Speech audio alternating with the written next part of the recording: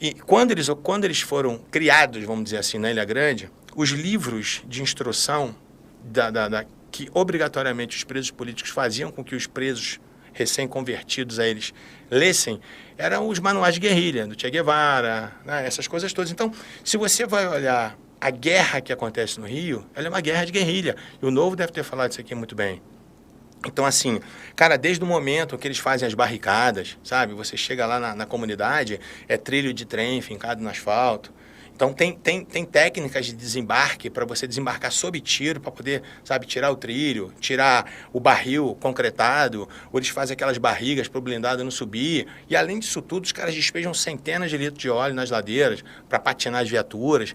Então, assim, os caras dominam de uma forma que o Estado fica 100% ausente. Então, você olha, bicho, para o teto, quase você não enxerga o céu, só de fio. Né? Meu irmão, se dá um incêndio nesse negócio aí, matar todo mundo, cara. É assustador. Né? Então, quando aconteceu essa retomada, assim, foi para o Estado foi uma coisa assim importantíssima, só que se perdeu, né? Se perdeu por conta da corrupção. E engraçado, Glauber, que uma das coisas que eu percebi nas pacificações era que cada morro tinha sua característica.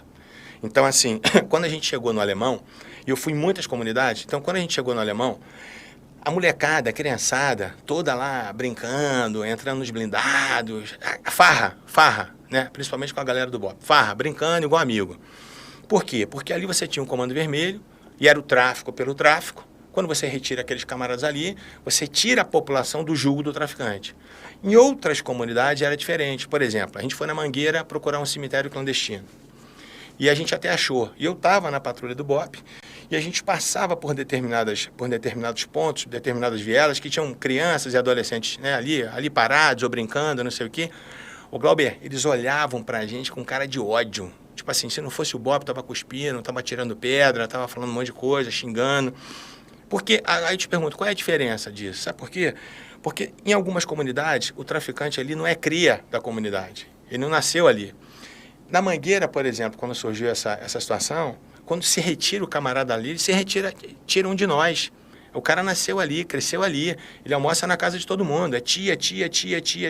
Quando você vai lá e retira esse camarada, você está tirando um deles. E aí é diferente. Então, cada comunidade tem uma característica. Eu fui com o Novo, por exemplo, em várias, né? Fui na Rocinha com o Novo. Então, assim, bicho, foi um momento, assim, marcante para o Rio. E se perdeu tudo, né? Principalmente aí por conta da corrupção, né? E quando a gente falava de pacificação, as pessoas entendiam de forma equivocada que a pacificação é acabar com o tráfico no Rio. Sim. Isso era absurdo. E vendeu muito isso lá no Rio, não, né? acabar... Irmão, nem os Estados Unidos conseguem acabar com o tráfico dentro de casa, é o Brasil que vai acabar. Então isso é ridículo.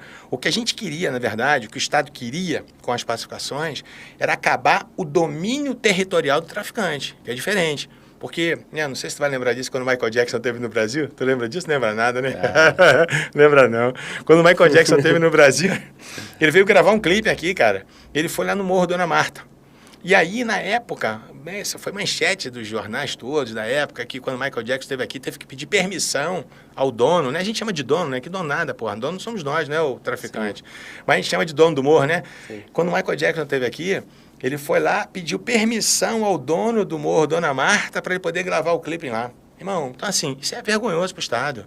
Né? Então, as pacificações, elas vieram acabar com isso, com o domínio territorial do traficante. Porque se você comparar facções, por exemplo, as facções do Rio, elas são eminentemente territorialistas. O carioca gosta de aparecer. Se você vai numa comunidade qualquer, você vai ver escrito lá CV, ADA, né? TCP, né? O Rio é tão esculhambado, cara, que além do Comando Vermelho, tem Comando Vermelho Jovem. Tem o Comando Vermelho e o Comando Vermelho Jovem. Então, assim, cara, o Rio, as facções cariocas têm essa característica. Ao contrário, por exemplo, do PCC.